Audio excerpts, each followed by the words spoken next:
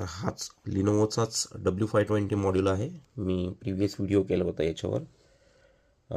याचं आपल्याला Quadro graphics बघायचं आहे.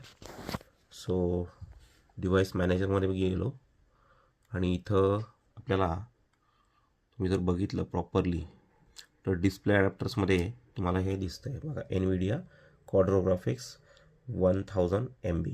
ओके, म्हणजे जवळपास 1 GB हे क्वाड्रो ग्राफिक्स आहे, ते पण NVIDIAचं आहे. आणि इनबिल्ड ग्राफिक्स याला 3000 आहे. Okay, HD graphics 3000. Okay, so 3000 may be the module number only, not 3 GB, but it is available HD graphics 3000. Okay, बाकीच्या आहेत, बाकीच्या नॉर्मल गोष्टी आहेतच याला. तुम्ही जर डिस्कमध्ये जर बघितलं तर इनबिल्ट ह्याला NVM जी SSD आहे ती पण आहे. NVM SSD आपल्याला लावता येते, प्लस तुम्ही वेगळी SSD पण लावू शकता.